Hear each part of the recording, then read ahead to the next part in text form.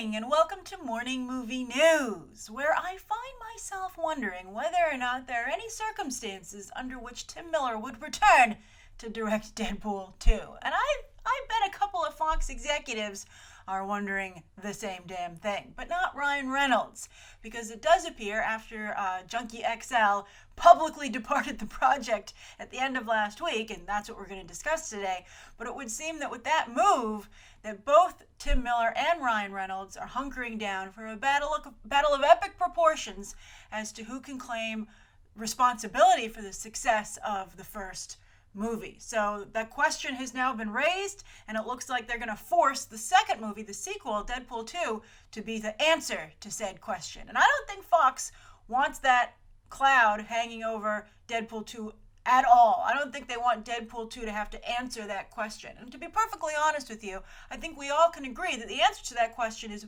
both gentlemen, and that's why we're so worried that Tim Miller is not going to be part of the second film. But Ryan Reynolds feels he's the more important part of the equation, and I think he wants to prove that. And also, I think he doesn't want to take any lip from anyone else. You know, I think Tim Miller and Ryan Reynolds had different ideas.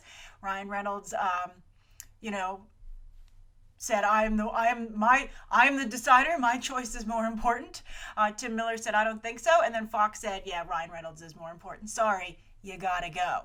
But I think that Fox probably to some degree felt, or else they wouldn't have done this, that Tim Miller would play nice, go on to this other big project they have lined up for him over at Fox, a potential trilogy for him to direct and have solo ownership of. He doesn't have to fight with anyone else. I think they felt everything would be just fine. But it's not fine, because Junkie XL, again, quit Deadpool 2 as the composer to do the score, and he did it publicly via Facebook. He said the reason he was quitting was because it was out of loyalty to Tim Miller. Now, that either means that Tim Miller said, wanted him to do it publicly and is going to pull all the talent he can off of Deadpool 2 to handicap Ryan Reynolds as much as possible so that Ryan Reynolds can't duplicate what Tim Miller accomplished on the first film. It's like, hey, you want to fly solo? Fly solo. Assemble a whole new team behind the camera and let's see what they and you can do without me. So I think either Tim Miller told Junkie XL to do that, or Tim Miller is just so upset behind the scenes that Junkie XL felt that there was a need to show loyalty. I think that, so it's either a public or private situation with Tim Miller, but he's so upset about it that he's not telling people, please don't quit Deadpool 2 because it's going to make me look potentially difficult, and I don't want to hurt my reputation. I want to play nice. I don't want to fight over this. But it seems that he does, because again, it's one thing to quit a movie, but to do so publicly and to say you're doing it out of allegiance to the person who's no longer there, Tim Miller, it really does again stress the question as to whether or not Deadpool 2 can succeed without Tim Miller, it's going to make that one of the focal points of the sequel, which again, I'm sure Fox does not want the situation to be. And I mean, also to be perfectly honest, I don't think anybody remembers the music from Deadpool in particular, right? No one's like, oh no, not Junkie XL. But again, the whole problem isn't that Junkie XL quit. It's that he did it publicly and he did it out of loyalty to Tim Miller, and clearly makes it seem like it isn't an authentic Deadpool movie without Tim Miller, even though Ryan Reynolds will of course still be starring and producing. So I don't know what's going to happen with Deadpool going forward, Deadpool 2. I wonder if other people will quit the film as well. And also, what's the Fox and Miller relationship going to be like going forward on its own? Because if he's lobbing problems, roadblocks in front of one of their big films on the horizon, Deadpool 2, that's not going to make the studio happy. They're like, you're not playing nice. You're not just making this perfectly nice franchise, that we set up for you. And I think Tim Miller's going to be like, I don't want that. I would suspect if he really wanted to stick it to him, he would hop over to the DCEU, or maybe over to Marvel, right? Marvel proper instead of being at Fox Marvel. But I think he'd want to do a project that would have a considerable, push against Deadpool 2. And so look for an announcement like that probably, in the next month or so. I mean, Sonic the Hedgehog he's producing, that's not it. But I think Tim Miller is looking for a fight. I think he probably in his heart of heart wants Deadpool 2 to fail. And so that's not going to sit well with Fox either. So expect more headlines to come out of this because, I think Miller is itching for a fight, either, aggressively, or he certainly does not mind if one happens, and he's really complaining about it behind the scenes to anyone who will listen. So fascinating situation. And I think that Tim Miller, because of the success of Deadpool and because of the success of his video game directing, he doesn't have to play nice. A lot of times directors do have to play nice if they want to work again. But I think Tim Miller has such strong fan support and has such an ability to deliver that I think he can fight. He does have the muscle to fight, and so it'll be interesting if he can paint Ryan Reynolds as an egomaniac who did what was best for Ryan Reynolds as opposed to the movie and to the character. And Ryan Reynolds is trying to put it the opposite way, saying I'm trying to remain faithful to the character, but Tim Miller wanted to sell out and go big budget and do things that I didn't think were authentic to the Deadpool voice. That's the thing. They're not just they're not. I guess that's it. The crux of the matter is they're not saying, oh, we just simply disagree on what's next best for Deadpool. I think they're both saying the other person is doing what's wrong for Deadpool, which reinforces that I am the true reason that the first Deadpool was successful. So there can only be one winner when you present such a situation, and I think that Ryan Reynolds it would be a mistake for him to underestimate Tim Miller, and his ability, as you can see, to paint how the project is seen in the general consensus, which he's already doing with Junkie XL. Oh, it's crazy, the drama. All right, maybe they can make some jokes about it in the Deadpool movie. All right, so that's the first story of the day. Now, the second story of the day is that Starship Troopers is getting a reboot. And I think this is a very interesting situation because, a lot of reboots are being done right now, trying to bring back revitalized brands. It didn't work so well with Ghostbusters, but it worked fabulous with, for instance, Jurassic Park becoming Jurassic World, right?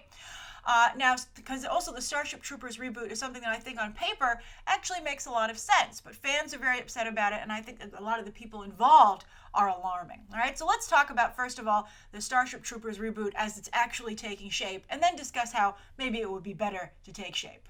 So the Baywatch scribes of the upcoming Zac Efron, Dwayne Johnson movie are scripting, so they're going full comedy, it would seem, and also it would seem light comedy, right? Like not like a strong, intellectual comedy or a highbrow, big budget comedy, but one of those I don't know, like I would say 21 Jump Street, but Phil Lord and Chris Miller, of course, made that work out fantastic. But anyway, I guess comedies, big budget comedies that kind of have like a TV look to them still to some degree in terms of cinematography. That's kind of what I'm thinking. But then also the Fast and Furious producer Neil H. Moritz is going to be handling things as a producer, and he also was behind the Total Recall reboot, which was a complete disaster. Not only because people rallied against remaking that movie, but because the actual movie itself was not good. So Starship Troopers is a cult hit, right? It didn't do great when it was first released, but it's found an audience over the years. And that on paper makes it a perfect candidate for a reboot. So it's got brand recognition, but the brand recognition isn't so strong that there isn't a little bit of wiggle room. That's really ideal, right? So while there's a cult group that will promote it online and make it a buzz topic, it's not so established that the whole audience out there, is a mainstream audience in particular, is going to say, don't touch it. But also, now that they have improved visual effects, that's another chance to really fix the situation, and to upgrade the movie, so to speak. So I do think that it sounds like a really great property to do on paper. If it came across a studio executive's desk, you would certainly pause and at least really give it some serious thought. Now, it seems to me like they're just doing a straight reboot of the original film and the comedic aspects. Now, people are saying that the original book could be seen as having fascist undertones, somewhat of a racist storyline, etc. I've never read the original Starship Troopers, so I can't speak to that, and I don't remember the movie particularly well. So again, great choice for a reboot, but I think that a lot of the satire apparently went over people's heads, but people are finding it as the film has gone on over the years, and that's made it a cult hit. Like, oh, this is so subversive. We thought it was just a stupid comedy, but there's commentary here, right? So my feeling would be, why not go into stronger commentary? If you're just going to make another light comedy that is, it's like very hard to tell it's subversive like the first film, I wouldn't bother. But if you could take, like, for instance, if you Google Starship Troopers, the original story, and you see like the cool cover for it, it has a real like David Bowie, Major Tom kind of vibe to it. And so I would be interested in maybe doing also maybe a 2001 Stanley Kubrick kind of situation. I would be interested in maybe actually not going comedic, but going a little bit more serious and dealing with the themes that were presented in the original story, as complex as they are. Because some people defend this the original story and say it's not racist and fascist, right? And also, I think that, especially considering the debates that we're having in the United States right now about, the future of America and, political correctness, I think that this would maybe be a great time to explore this kind of a story, and what's going too far and what isn't, right? I think it could be really interesting. So I think that Starship Troopers, to me, I think should be remade, and I would really pay close attention to the book, but I would be looking for not the Baywatch scribes and Neil H. Moritz from the Fast and Furious movies. I know Megan Ellison was at one point attached to produce. I think that would be a great idea, because she's really pro the artistic side of filmmaking. And I would maybe get someone like Denis Villeneuve. I'd try to go the Blade Runner route, try to be more intellectual. So and again, the David Bowie, Major Tom angle, I think it could be interesting. But I think that it looks like it's going to fail in the way it's being set up. So Starship Troopers Reboot as an overall idea, good.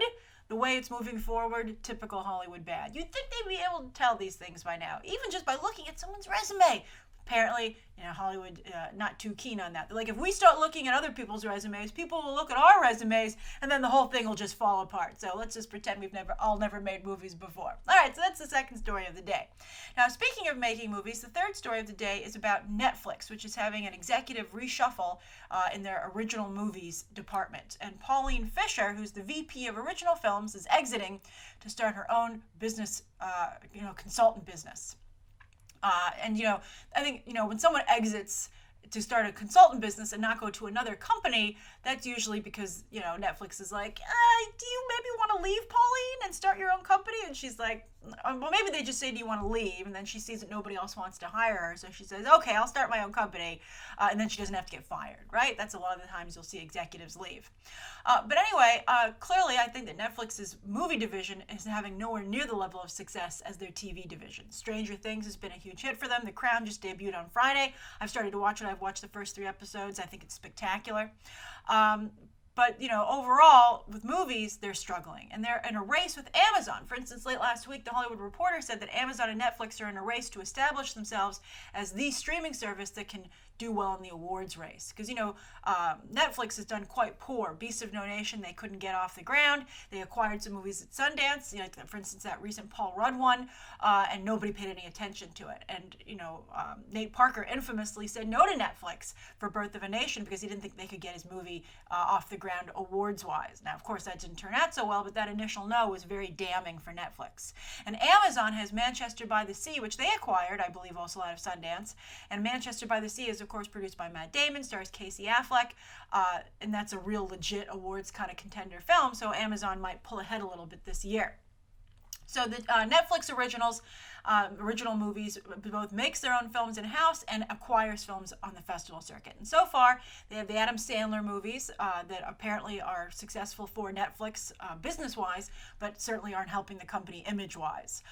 Then there was Beasts of No Nation, again, which didn't do as well as I'm sure they would have hoped.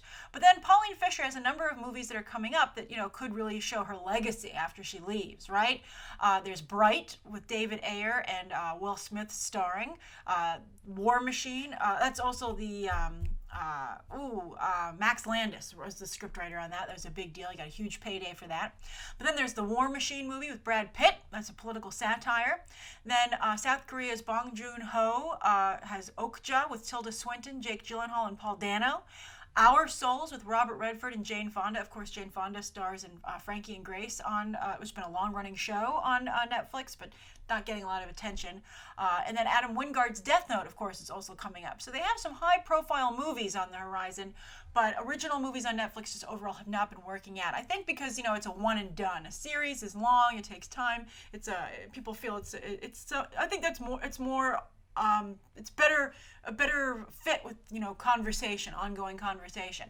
I think it's hard for a streaming movie to succeed, but we'll see what happens. But I think these are all very strong contenders. I mean, if a streaming movie is going to succeed, you would think it would be one of these. So we'll see if maybe Pauline Fisher, in her, even though she's had to depart the company, perhaps they'll be like, you know what, maybe Pauline did do a pretty darn good job. But I think obviously she didn't do a good enough job to stick around. So we'll see what happens with Netflix. Again, Netflix and Amazon have definitely cracked TV shows, but movies remain elusive. Although I do feel that Stranger Things was the first 8-hour movie, which I again think is the holy grail for a service like Netflix. But they want to compete in the movie space, and that's really important to them. And by gosh darn it, they're not ready to give up just yet. All right, so that's the 3 stories of the day. Now the viewer question comes from White and Whole. And White and Whole says, Grace, Isaac here from Utah with a question. With the new trailer dropped, there is already talk that Wonder Woman could be the movie that saves the DCEU. I myself tweeted that out on Thursday. But Isaac continues saying, however, there are many who adamantly believe that the DCEU is doing just fine. And there are some in fandom who believe the DCEU should burn. Will Wonder Woman save the DCEU? Does it need saving? And what do you think it will take? Loving your content since 2008. Keep it up. Thank you, Isaac. Great question. When I tweeted that about, will the Wonder Woman movie save the DCEU, some people did take offense at that comment. But I think that for those of us who really love the DCEU, sometimes despite its flaws, I think that, and I've said the DCEU movies have succeeded financially, but I don't think any of them have done as well as they could if they had been better received critically and had better images in, like the popular culture, right? I think they all would have done even better. But anyway, I think we never do ourselves any favors by pretending that the problem doesn't exist when it clearly does, right? I mean, the DCEU is succeeding despite some major roadblocks, and just imagine how well it could be doing if those roadblocks were removed, right? And the thing that I would compare this to is the Transformers movies. Now, of course, I feel that the DCEU movies are far better than the Transformers films, but, I think that some people believe they're just as bad. And the reason I bring it up, though, is that Transformers for a while was laughing all the way to the bank, and in some ways they still are, but there's been a huge change in the box office makeup for the Transformers films, where they make considerably less stateside, and it's their overseas box office that continues to prop up the films. And it's a huge reversal to the point where they actually don't do that well in the United States, and they make, way too much money from overseas because, I think a lot of overseas. Well, here's the thing. There's rumors going around that movie studios are like, well, a lot of these movies won't even play in English, so who cares about the script? But that's a real short-term strategy, and that's not a strategy for long-term success. And you do things that way at your own peril, and eventually you're going to burn out. And I think the Transformers movies are in danger of potentially burning out. Paramount's planning a whole Transformers universe. They have their own Transformers brain trust, and we'll see how that works out.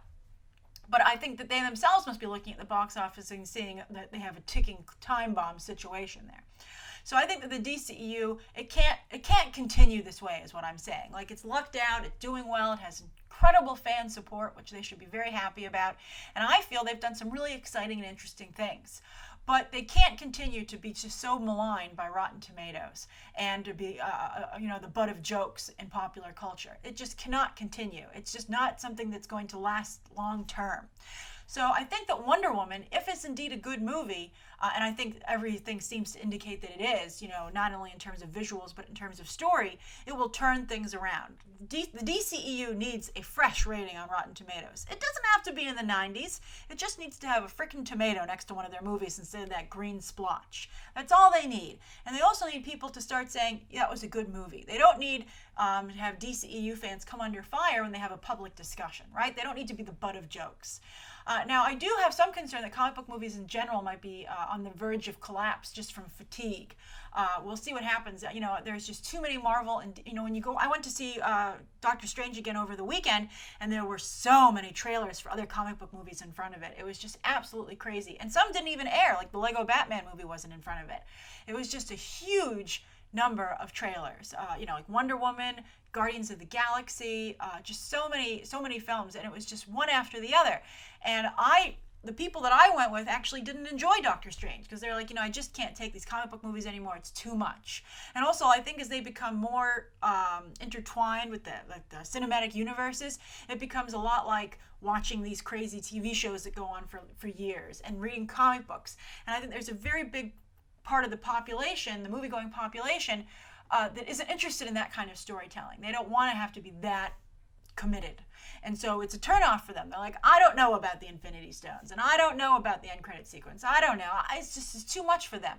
And so I think that that's a real danger going forward. And I hope they aren't releasing so many films that they're going to burn out the audience on this type of movie. And some of you even tweeted me that your friends didn't enjoy the film Doctor Strange because of the same problem, because they're just burnt out on comic book movies. They still go, but you'll start to feel this in the multiple viewing section. How many times do people go? And we'll just see what happens to comic book movies going forward. And maybe it's not a good idea for each big studio. I mean, you have DC, you have Marvel, you also have Fox Marvel, for them to put out 2 to 3 movies a year. Maybe they should each be doing 2 tops, maybe even just 1. But we'll see what happens. Hollywood's not going to slow down. Well, there's money to be made, but they might drain that well dry. So we'll see what happens. But that's what my answer to you, Isaac. I think that the DCEU doesn't need to be totally torn down, and they're trying to do a patch job on the go, because this train has left the station. But they need a tomato, and they need to not be a joke. Because I think Transformers is a good comparison. Because eventually they will run out of steam, and as more and more comic book movies do come out, and people have to make harder choices as to what to see in the theater. You don't want a situation where the DCEU is at the bottom of the list of priorities, especially with these Blu-ray releases that include extended cuts of the film. People could end up just waiting for that. So we'll see what happens. But I think that Wonder Woman, the silver lining here is I think Wonder Woman looks like a turning point for the DCEU. And I think that Jeff Johns might be the reason behind that to some degree. And that's very exciting because, of course, he's in charge of the films going forward. So let's keep an eye out. It's a scary but an exciting time. All right, that's today's morning movie news. Thank you so much for tuning in. Please write down below what you think of today's top 3 stories, Isaac's viewer question, anything you'd like to see covered tomorrow, and any questions that you might have. Thanks for watching. Bye.